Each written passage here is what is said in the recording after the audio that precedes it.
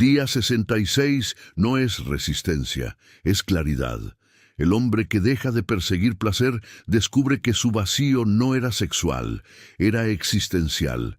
Este viaje no busca reprimir el deseo, sino devolverlo a su función natural, impulsar propósito, disciplina y construcción de una vida con sentido.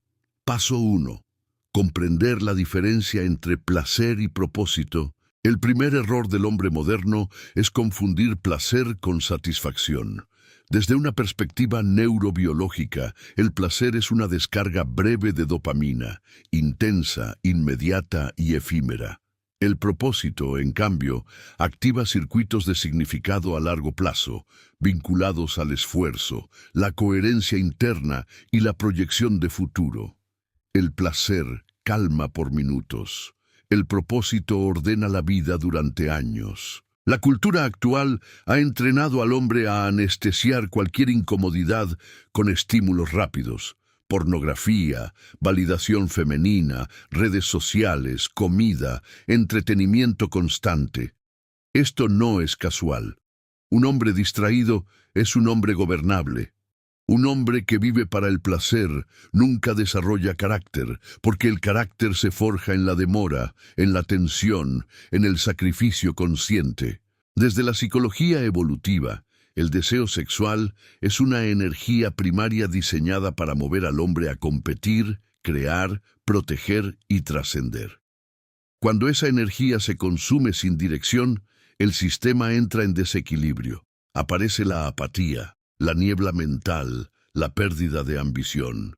No porque el deseo sea malo, sino porque ha sido desacoplado de un objetivo superior. El estoicismo lo entendió con claridad hace siglos.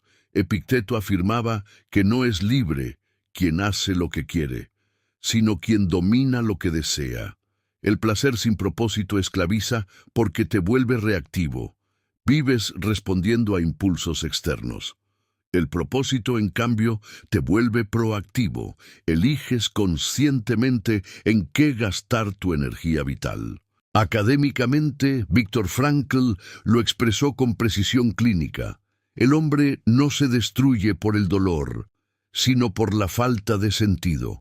El placer funciona como analgésico existencial. Cuando no sabes para qué te levantas cada mañana, el placer se convierte en sustituto del significado. Por eso, cuando quitas el placer fácil, pornografía, gratificación inmediata, emerge el vacío. Ese vacío no es un enemigo, es una señal. Indica que llegó el momento de definir propósito. Aquí es donde muchos fallan. Intentan aguantar sin placer, pero sin dirección. Eso genera frustración, rigidez y eventualmente recaídas. El camino del hombre invicto no es la represión ascética sin norte, sino la transmutación consciente. Tomar la energía del deseo y canalizarla hacia metas que exijan disciplina, coraje y construcción. Propósito no es una idea romántica ni una frase motivacional. Es una estructura de vida. Implica decidir qué tipo de hombre vas a ser cuando nadie te observa. Implica asumir responsabilidad por tu cuerpo, tu mente, tu trabajo y tu legado. El propósito no siempre se siente bien, pero siempre te fortalece. En este paso inicial debes comprender algo fundamental. No estás renunciando al placer porque sea malo. Estás dejando de adorarlo porque no es suficiente. El placer es un sirviente útil, pero un amo destructivo. El propósito, en cambio, ordena tus deseos y les da jerarquía. Cuando un hombre tiene propósito, el placer pierde poder sobre él. Ya no lo persigue, lo administra. Ya no vive para descargar energía, sino para invertirla, y ese cambio, interno, silencioso, profundo, marca el inicio real de la verdadera masculinidad. Paso 2. El vacío no es debilidad, es espacio para la construcción. Cuando el placer desaparece, el hombre moderno entra en pánico. Se siente vacío, inquieto, sin rumbo.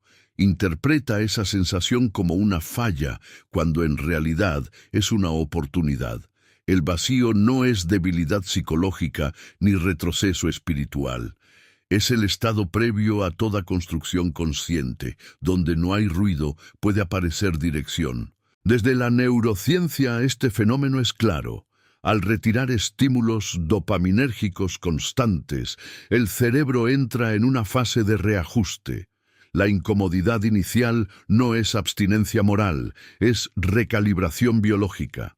El sistema nervioso, acostumbrado a gratificación inmediata, exige su dosis. Si el hombre cede, perpetúa la dependencia. Si resiste con conciencia, emerge una sensibilidad nueva, mayor atención, energía sostenida y claridad mental. La mayoría de los hombres no fracasan por falta de capacidad, sino por incapacidad de estar a solas consigo mismos.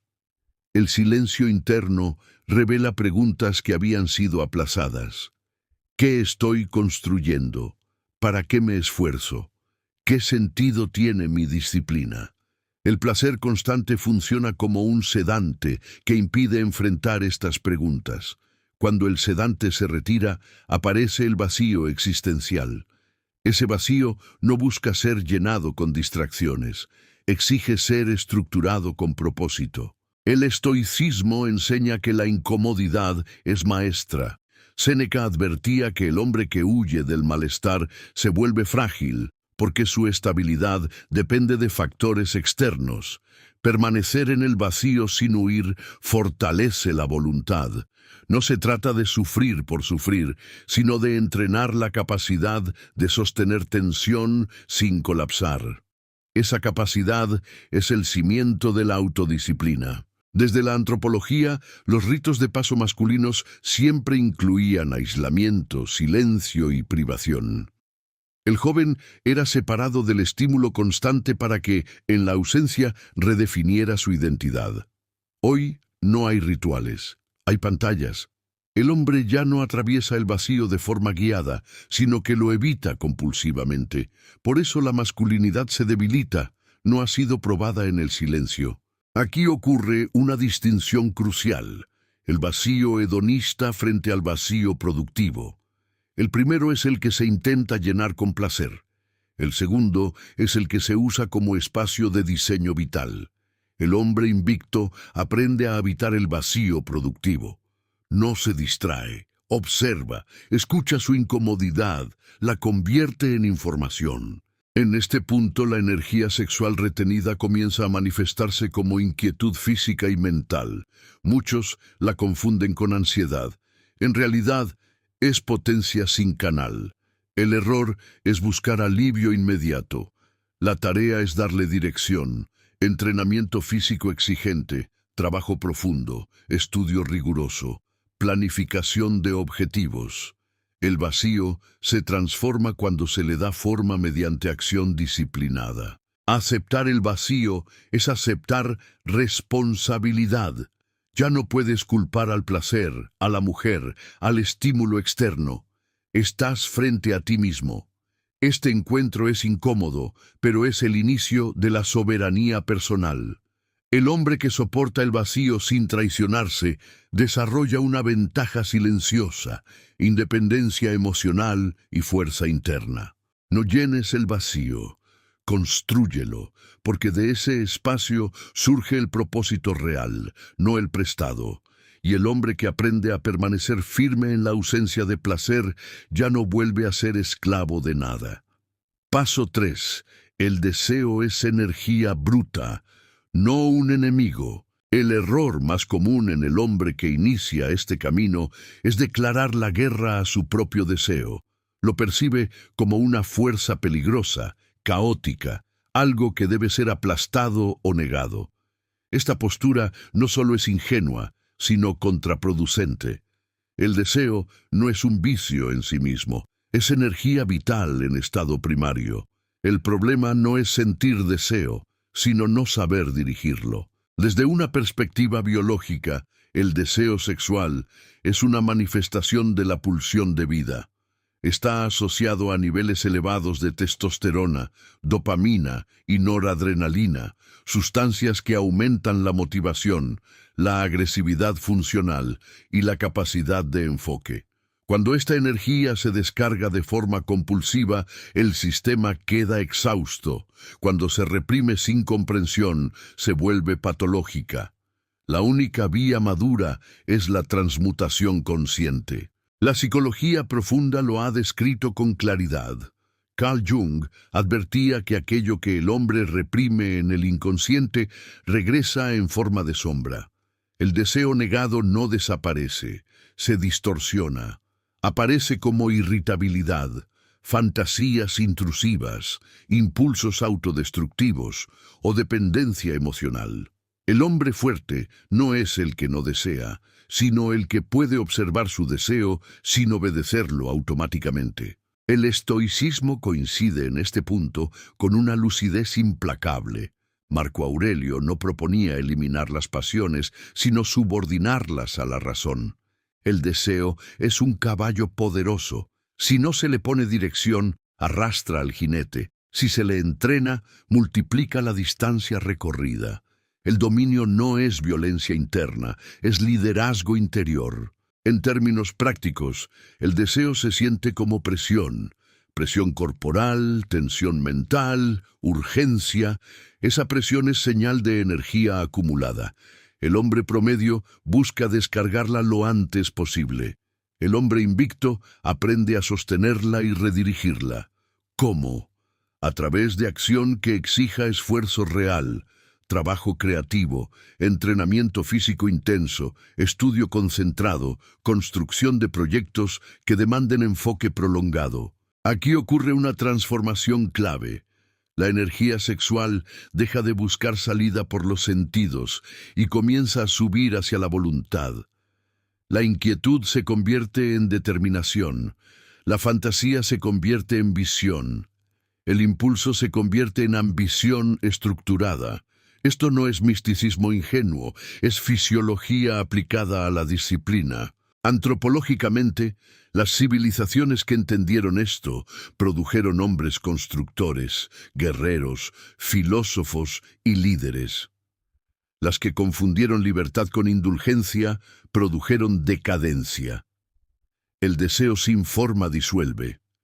El deseo canalizado edifica. Aceptar el deseo como materia prima implica responsabilidad.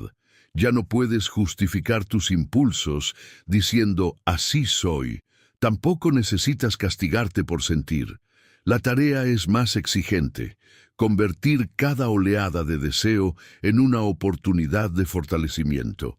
Cada vez que no obedeces el impulso inmediato y eliges una acción alineada con tu propósito, refuerzas el circuito de autocontrol. Con el tiempo, algo cambia profundamente. El deseo deja de dominarte porque ya no está reprimido ni desbordado. Está integrado, trabaja para ti, se vuelve combustible de carácter. El hombre que logra esto ya no teme su energía, la respeta, la gobierna. Y en ese gobierno silencioso nace una masculinidad sólida, creativa y verdaderamente libre. Paso 4. La disciplina no es castigo, es dirección consciente. Muchos hombres rechazan la disciplina porque la asocian con rigidez, sufrimiento o pérdida de libertad. Creen que disciplinarse es vivir reprimido, cuando en realidad es todo lo contrario. La disciplina auténtica no castiga al hombre, lo orienta. Es el mecanismo mediante el cual la energía interna deja de dispersarse y empieza a producir resultados visibles y duraderos. Desde la psicología del comportamiento, la disciplina es la capacidad de sostener acciones coherentes incluso cuando la motivación fluctúa. La motivación es emocional, variable y frágil. La disciplina es estructural. No depende de cómo te sientes, sino de quién has decidido ser. El hombre indisciplinado vive esclavo de sus estados internos. El disciplinado gobierna su conducta más allá del impulso momentáneo. En términos neurológicos, cada acto disciplinado fortalece la corteza prefrontal, responsable del autocontrol, la planificación y la toma de decisiones a largo plazo. Cada vez que eliges entrenar cuando no tienes ganas, trabajar cuando hay incomodidad o mantener un hábito cuando el deseo exige placer inmediato, estás literalmente reconfigurando tu cerebro. La disciplina no es solo moral, es fisiológica. El error común es intentar imponer disciplina sin propósito. Eso genera rigidez vacía, resentimiento y abandono. La disciplina necesita una dirección clara para no convertirse en tiranía interna. Cuando el hombre entiende hacia dónde va, la disciplina deja de sentirse como sacrificio y se percibe como inversión. No te quitas algo, te alineas con algo mayor. El estoicismo fue claro en este punto. Musonio Rufo enseñaba que la autodisciplina no busca endurecer al hombre, sino hacerlo competente para la vida. El hombre que se entrena voluntariamente para la dificultad no entra en pánico cuando la dificultad aparece. La disciplina prepara el carácter para la incertidumbre. En el contexto del control del deseo, la disciplina no significa negación absoluta. Significa elegir conscientemente cuándo, cómo y para qué actuar. Comer con moderación, entrenar con constancia, dormir con orden, trabajar con enfoque. Estos actos cotidianos parecen simples, pero construyen una arquitectura interna sólida. El hombre disciplinado no necesita fuerza de voluntad constante. Vive dentro de un sistema que lo sostiene. Aquí ocurre una transformación silenciosa pero profunda. La identidad cambia. Ya no te ves como alguien que intenta mejorar, sino como alguien que actúa de acuerdo con principios. La disciplina repetida se convierte en carácter. El carácter con el tiempo se convierte en destino. La mayoría de los hombres busca intensidad emocional. El hombre invicto busca consistencia. La intensidad agota, la consistencia construye. La disciplina enseña a respetar el proceso, a confiar en el largo plazo, a entender que la verdadera fortaleza no se demuestra en actos heroicos aislados, sino en la fidelidad diaria a lo que importa. Cuando la disciplina se integra, el deseo deja de ser una amenaza, porque existe una estructura que lo contiene. No hay caos interno porque hay orden. No hay culpa porque hay coherencia. El hombre ya no se siente fragmentado entre lo que quiere y lo que debe hacer. Ambas fuerzas comienzan a alinearse. La disciplina no te encierra, te libera del desorden, y un hombre libre del desorden interno es un hombre peligroso para la mediocridad, pero invencible frente a sí mismo. Paso 5.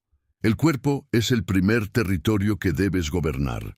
Ningún hombre domina su mente si su cuerpo está abandonado. La masculinidad no se construye desde ideas abstractas, sino desde la relación concreta con el propio cuerpo. El cuerpo es el primer campo de batalla y también el primer templo.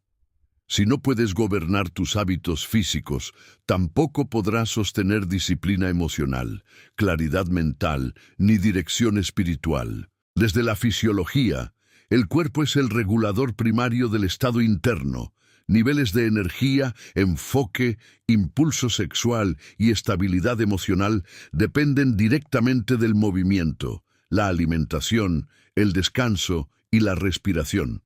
El hombre sedentario, mal alimentado y desordenado en su sueño, vive en una niebla constante, no por falta de voluntad, sino por desequilibrio biológico. El entrenamiento físico cumple una función que va más allá de la estética.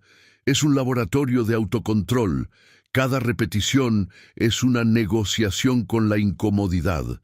Cada sesión es un acto de autoridad sobre el impulso de abandonar. El cuerpo aprende lo que la mente intenta enseñar. Cuando entrenas con constancia, el sistema nervioso internaliza una verdad simple. Puedes hacer cosas difíciles sin romperte. La antropología muestra que en todas las culturas tradicionales el cuerpo masculino era entrenado antes de ser confiado con responsabilidad. El joven aprendía a soportar frío, fatiga, hambre y esfuerzo antes de ser considerado adulto. Hoy ocurre lo contrario. Se otorgan libertades sin exigir dominio corporal.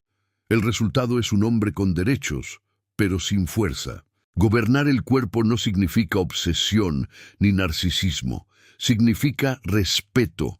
Comer para nutrir, no para anestesiar. Dormir para restaurar, no para escapar. Moverse para fortalecer, no solo para verse bien. El cuerpo responde con gratitud cuando se le trata como aliado y no como objeto de placer inmediato. En el proceso de retención del deseo, el cuerpo acumula energía. Si no se le da salida funcional, esa energía se convierte en tensión mal gestionada. El entrenamiento canaliza esa fuerza de manera productiva. La agresividad se transforma en potencia controlada, la inquietud se vuelve resistencia, el deseo se vuelve vitalidad. Aquí aparece un principio estoico fundamental: soportar voluntariamente pequeñas incomodidades para no ser esclavo de las grandes. El hombre que se expone al esfuerzo físico elegido no huye del esfuerzo impuesto por la vida. El cuerpo entrenado enseña a la mente que el dolor no siempre es amenaza. A veces es señal de crecimiento. Con el tiempo, algo cambia en la postura, en la mirada, en la forma de ocupar el espacio. No es arrogancia, es presencia. El cuerpo alineado transmite coherencia interna. El hombre se siente más anclado, más real, menos disperso. La autoconfianza ya no depende de aprobación externa, sino de la evidencia diaria de su capacidad. Gobernar el cuerpo también implica saber detenerse, escuchar señales, evitar excesos, respetar procesos de recuperación. El dominio no es violencia interna, es liderazgo consciente. El cuerpo no es un enemigo a someter, sino una fuerza a dirigir. Cuando el cuerpo está bajo tu mando, la mente se aquieta y el deseo se ordena. Has conquistado el primer territorio, y el hombre que gobierna su cuerpo no camina perdido, avanza con peso, con dirección y con una masculinidad que se siente, no se proclama. Paso 6. La soledad consciente forja identidad y criterio. El hombre moderno teme la soledad porque nunca la ha vivido de forma consciente. Confunde estar solo con estar vacío, cuando en realidad la soledad bien utilizada es el espacio donde se consolida la identidad. Un hombre que no puede estar solo termina adoptando valores, deseos y objetivos ajenos. Se vuelve maleable, influenciable, débil en criterio. Desde la psicología, la soledad voluntaria fortalece la individuación, el proceso mediante el cual el sujeto diferencia lo que realmente desea de lo que ha sido implantado por el entorno. El ruido constante, opiniones, estímulos, validación externa, impide este proceso. El hombre aprende a reaccionar, pero no a decidir. La soledad introduce pausa, y en la pausa aparece el juicio propio. Las tradiciones filosóficas y espirituales siempre reservaron un lugar central al retiro. Los estoicos practicaban la reflexión diaria, los monjes, el silencio, los guerreros, el aislamiento previo a la batalla, no como huida del mundo, sino como preparación para enfrentarlo con claridad. El hombre que nunca se retira vuelve al mundo sin centro. En el contexto del dominio del deseo, la soledad es un entrenamiento decisivo. Cuando no hay distracciones ni miradas externas, el impulso se vuelve más evidente. Aparecen pensamientos, fantasías, urgencias. Aquí, el hombre aprende a observar sin reaccionar. No lucha contra lo que siente, lo contempla. Esta capacidad de observación desidentifica al hombre de sus impulsos. El deseo deja de ser yo y se convierte en algo que ocurre en mí. La neurociencia respalda este proceso. La práctica regular de introspección y silencio reduce la reactividad de la amígdala y fortalece los circuitos de autorregulación. El hombre se vuelve menos impulsivo, más estratégico. Responde desde la elección, no desde el reflejo. La soledad consciente también redefine la relación con la validación femenina. Cuando un hombre no puede estar solo, busca constantemente confirmación externa para sentirse existente. Cuando aprende a sostenerse en su propia presencia, la atención ajena pierde poder. Ya no necesita ser deseado para sentirse valioso, y paradójicamente, esa autosuficiencia genera respeto. Aquí se consolida el criterio masculino. El hombre empieza a preguntarse, ¿esto suma o distrae? ¿Esto me fortalece o me debilita? ¿Esto está alineado con lo que construyo? Estas preguntas no surgen en medio del ruido, sino en el silencio. La soledad no da respuestas mágicas, pero afina la capacidad de formular las preguntas correctas. Es importante distinguir la soledad consciente del aislamiento depresivo. La primera es elegida, temporal y funcional. La segunda es evitación y fuga. El hombre invicto no huye del mundo. Se retira para volver con mayor presencia. Alterna interacción y retiro, acción y reflexión. Con el tiempo, la soledad deja de ser incómoda y se vuelve nutritiva. El hombre disfruta su propio pensamiento, su propio ritmo, su propio esfuerzo. Ya no se siente incompleto cuando está solo. Se siente íntegro. El hombre que ha aprendido a estar solo nunca se entrega por miedo al abandono. Elige relaciones, proyectos y batallas desde la fuerza, no desde la carencia. Y esa es una de las formas más sólidas de libertad masculina, la capacidad de caminar acompañado sin dejar de ser uno mismo. Paso 7. El trabajo profundo convierte energía en legado. El trabajo no es solo un medio para obtener dinero. Es el canal principal mediante el cual el hombre transforma su energía en algo que permanece. Cuando el deseo no encuentra una vía creativa y exigente, se degrada en impulsividad. Cuando se invierte en trabajo profundo, se convierte en competencia, maestría y legado. Desde la psicología cognitiva, el trabajo profundo, aquel que requiere concentración sostenida, esfuerzo intelectual y ausencia de distracciones, activa estados de flujo. En estos estados, la mente se integra, el tiempo se diluye y la energía se organiza. El hombre deja de fragmentarse. El deseo, que antes buscaba escape, encuentra absorción productiva. La cultura del estímulo rápido ha erosionado esta capacidad. El hombre promedio salta de tarea en tarea, de notificación en notificación, de idea en idea, sin concluir nada. Esto genera una sensación crónica de inutilidad, aunque esté ocupado todo el día. No es falta de actividad, es falta de profundidad. El trabajo superficial no construye identidad ni orgullo interno. El trabajo profundo exige sacrificio inmediato, renunciar a la distracción, tolerar la frustración inicial, atravesar la resistencia mental. Pero a cambio, ofrece algo que el placer nunca da: dignidad. El hombre que sabe que puede sentarse durante horas a resolver problemas complejos, crear, diseñar, estudiar o construir, desarrolla respeto por sí mismo. No necesita aplauso externo. La obra habla. Desde una perspectiva estoica, el trabajo bien hecho es una forma de virtud.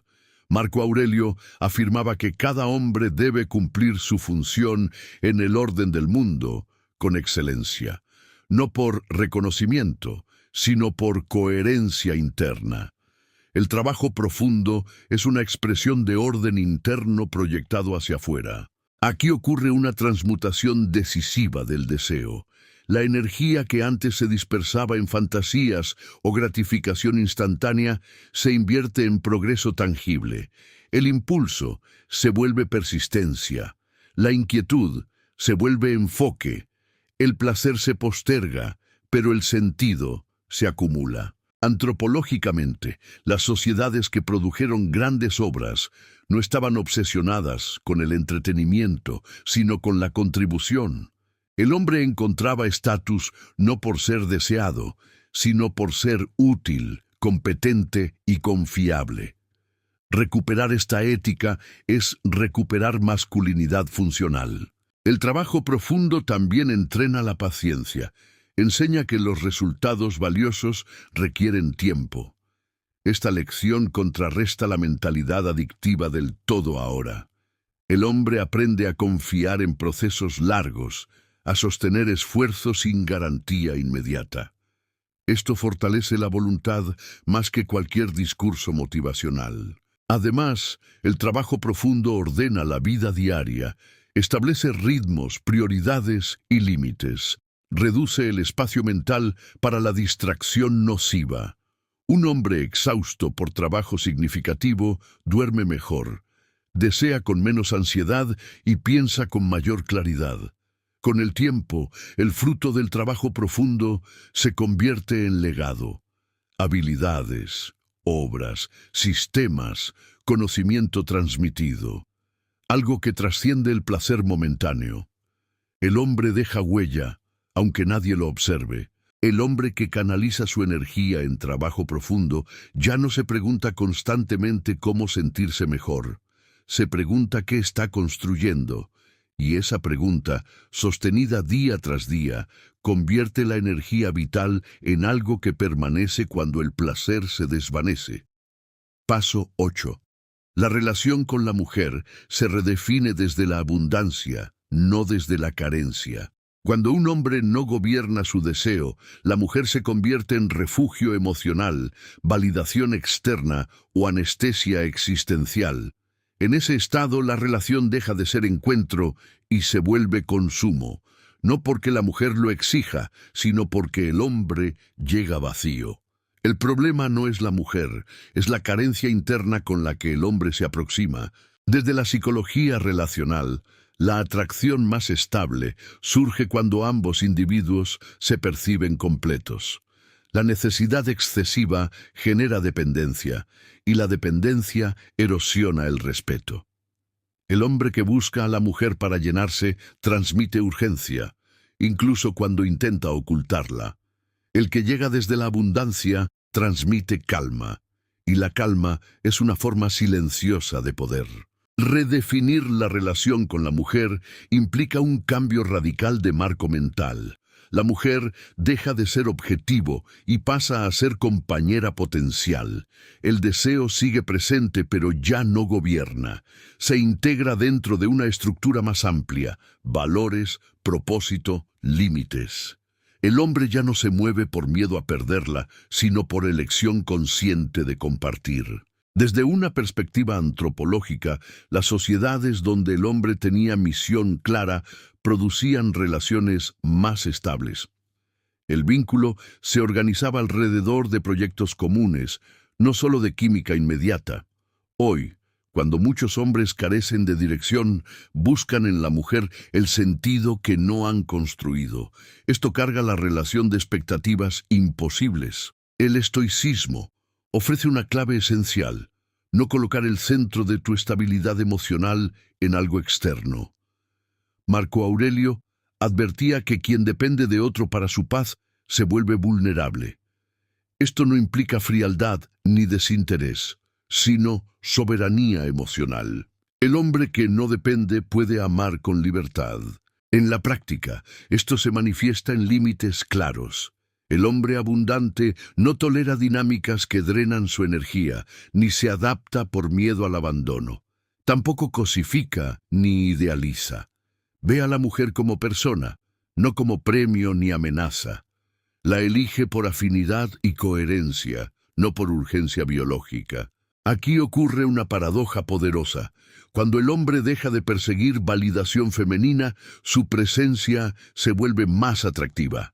No por técnicas ni estrategias, sino porque ya no está pidiendo nada.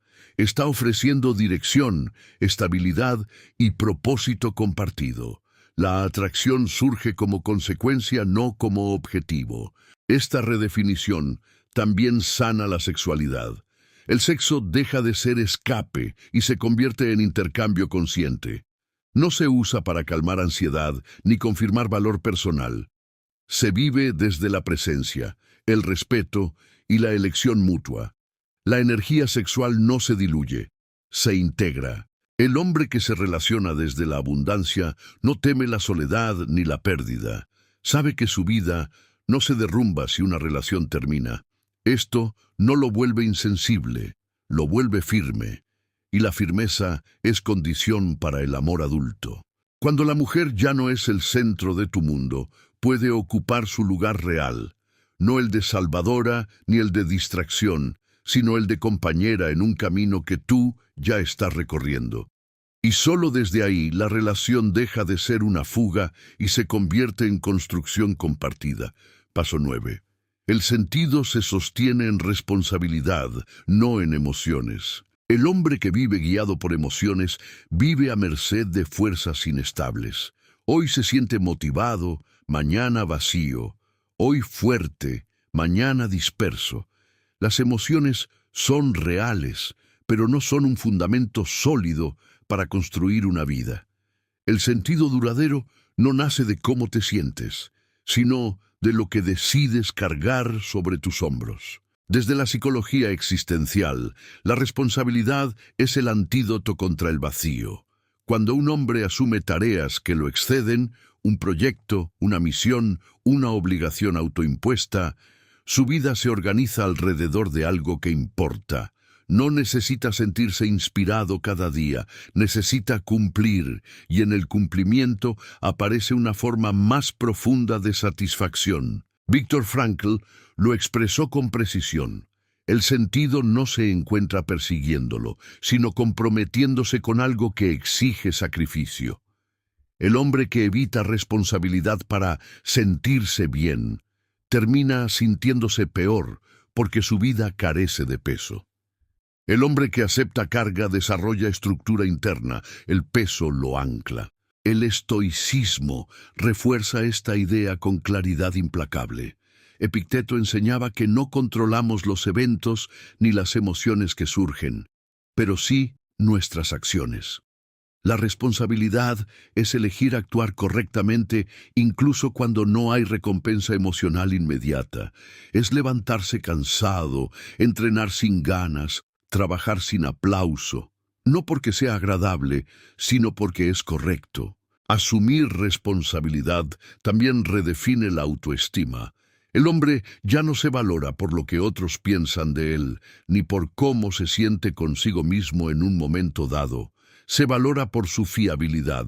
Cumple lo que promete, resiste cuando es incómodo, sostiene su palabra cuando nadie observa. Esa es una autoestima robusta, no inflable ni frágil.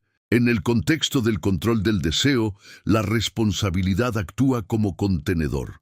Cuando el hombre tiene tareas claras, horarios, compromisos y metas, el deseo encuentra límites naturales. No necesita reprimirlo constantemente. Su vida ya está organizada. El caos interno disminuye porque hay orden externo. La responsabilidad también implica aceptar consecuencias. El hombre deja de verse como víctima de impulsos, del pasado o del entorno. Reconoce que cada elección construye o destruye. Esta conciencia puede ser incómoda, pero es profundamente liberadora. Ya no estás a la deriva, estás al mando. Antropológicamente, las culturas fuertes formaban hombres responsables desde jóvenes. Se les confiaban tareas reales, no simulaciones. Hoy muchos hombres llegan a la adultez sin haber cargado nada significativo. Buscan emociones intensas porque no han probado el peso del deber, pero la emoción se agota, el deber estructura. Con el tiempo, la responsabilidad transforma la percepción del sufrimiento.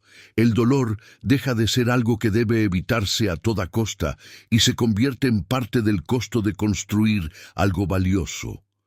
El hombre aprende a tolerar frustración sin dramatizar. Se vuelve más sobrio, más estable, más confiable. El sentido que nace de la responsabilidad no es eufórico, pero es profundo. No depende del estado de ánimo. Se sostiene incluso en días grises. El hombre ya no pregunta constantemente ¿cómo me siento?, sino ¿qué me corresponde hacer? Y esa pregunta, repetida día tras día, convierte la vida en una obra coherente, no en una reacción emocional. El hombre que carga responsabilidad con dignidad no necesita placer constante para sentirse vivo. Se siente vivo porque es necesario. Paso 10. El hombre con propósito ya no lucha contra el deseo, lo gobierna. Cuando el propósito se consolida, ocurre un cambio silencioso pero definitivo. El deseo deja de ser un conflicto interno. Ya no hay guerra constante, ni culpa, ni represión tensa. El deseo sigue existiendo, pero ha sido integrado dentro de una jerarquía clara. El hombre sabe quién es, hacia dónde va y para qué conserva su energía. Desde una perspectiva psicológica madura, este estado se llama autorregulación integrada.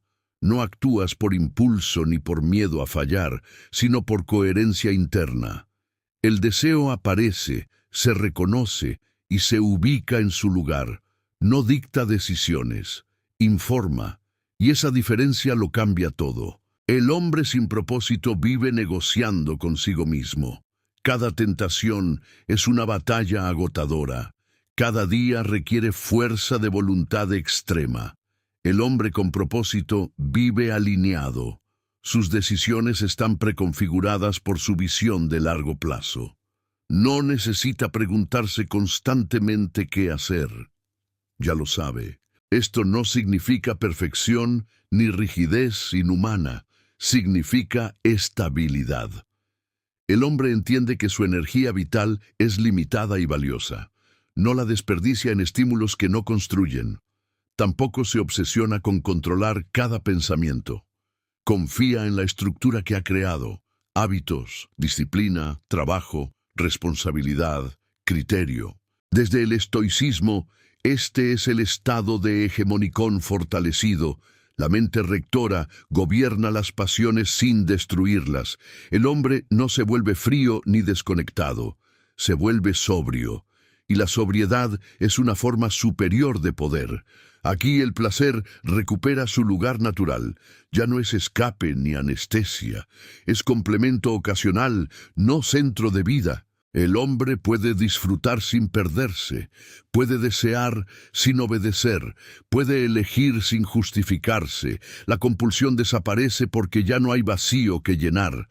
Antropológicamente, este es el perfil del hombre que sostiene civilizaciones: centrado, confiable, productivo, capaz de postergar gratificación por algo mayor. No busca ser admirado, busca ser efectivo. No habla de masculinidad, la encarna con el tiempo. Este hombre se vuelve referencia. Otros notan su calma, su enfoque, su coherencia.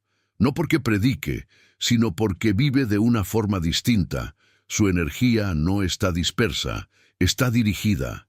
Y la energía dirigida crea impacto. Este es el punto donde se comprende una verdad profunda. No necesitabas más placer, necesitabas dirección.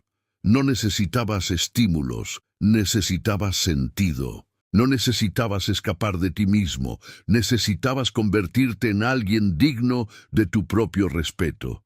Si has llegado hasta aquí, no es casualidad. Este camino no es para todos, es para el hombre que está cansado de la debilidad, de la distracción, de vivir reaccionando. Es para quien decide hacerse cargo de su deseo, su energía y su destino. Este no es el final, es un umbral. El hombre invicto no nace en un día, se construye en la constancia, sigue adelante, permanece firme, no regreses a lo fácil. Si este contenido resuena contigo, suscríbete, permanece en este viaje y camina con otros hombres que han decidido levantarse. Aquí no se promete placer, se forja propósito. Nos vemos en el siguiente día. Sigue avanzando. El hombre invicto no se detiene.